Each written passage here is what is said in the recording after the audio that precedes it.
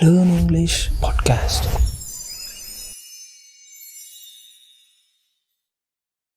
Today, we're tackling something small but honestly really powerful in English, pronouns.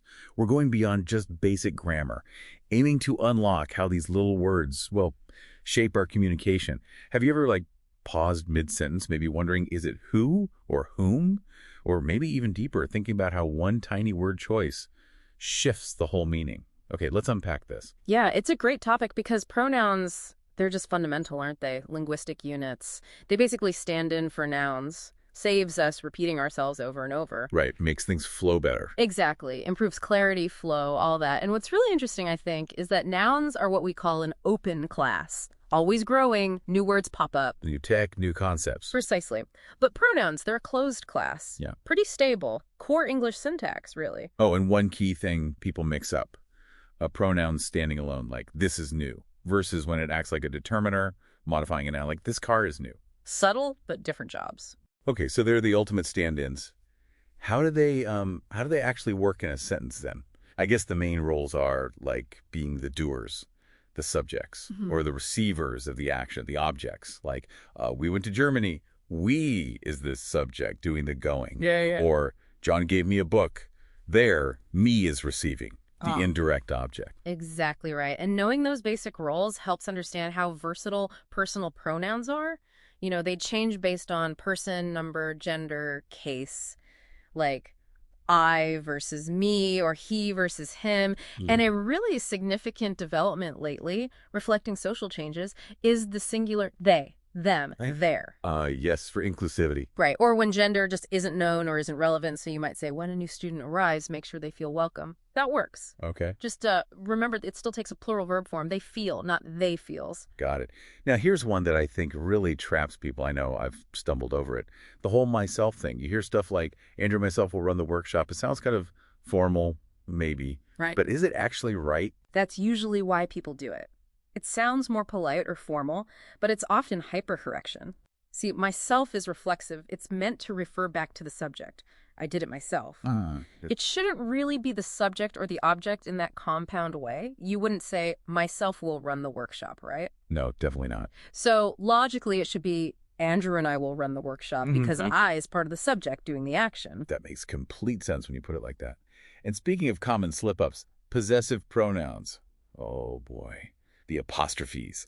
People writing the cat chased its tail or the decision is yours. A classic error. Possessive pronouns, mine, yours, his, hers, it's ours, theirs. They just don't take apostrophes. They already show possession inherently. Simple rule, but easy to forget, I guess. It seems so. Okay, another big one.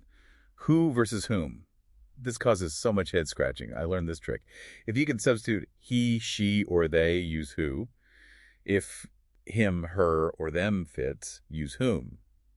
So, I don't know whom to ask because you'd ask him. Yeah. Does that generally hold up? That's an excellent trick. It basically forces you to figure out if the pronoun is acting as a subject, he, she, or an object, him, her.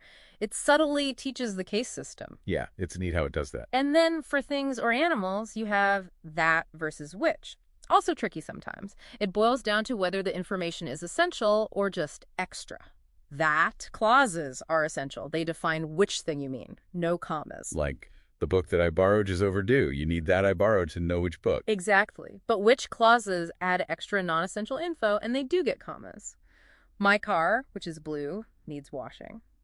We already know it's my car. The color is just bonus info. Okay, that distinction with the commas is key. So all these little rules, these forms, they all feed into the bigger picture, right? Which I think you call pronoun antecedent agreement. That's the one. It's the absolute cornerstone for clarity. So what does that actually mean for, making our sentences make sense? Well, the antecedent is just the noun the pronoun refers back to, and the rule is simple.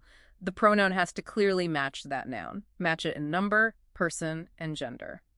Ambiguity is the enemy here. Okay. The common mistake is when there's a phrase between the noun and the pronoun, like the box of chocolates.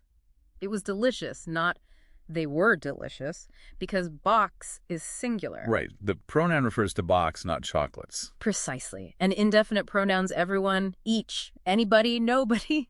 Tricky ones. They're always grammatically singular. Ways.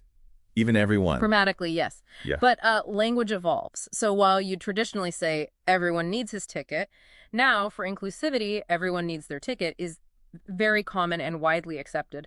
There acts as a singular gender-neutral pronoun there. That's a really important point, that usage of there. And it ties into avoiding ambiguity, which you mentioned. That classic example always comes to mind. David told Mark about the plan. He seemed happy. Wait, who's happy? David or Mark? Exactly. It leaves the listener hanging. You need to rephrase for clarity. So you'd say, David told Mark about the plan. Mark seemed happy. Right. Or restructure the sentence. Clarity is paramount. And just quickly, for a really advanced pronoun case and comparisons, it can totally change the meaning. Oh, how so? Okay, listen to this. She likes coffee more than I. That implies more than I like coffee. Right. But she likes coffee more than me. That implies more than she likes me. See the difference? Wow, yeah. Just changing I to me flips the whole comparison. That's subtle but powerful. It really is. The pronoun choice fills in the implied missing words. So mastering these things, these nuances, it's not just about dodging mistakes, is it? It's about being clear, more precise, maybe even more persuasive. Absolutely. It's about wielding language effectively, making sure your message lands exactly as you intend it to. No confusion, just clear communication. So maybe something to think about is this. Now that you're more aware of these pronoun choices, how might that change how you read things or even how you write tomorrow? How can you use them to connect ideas more sort of elegantly and effectively?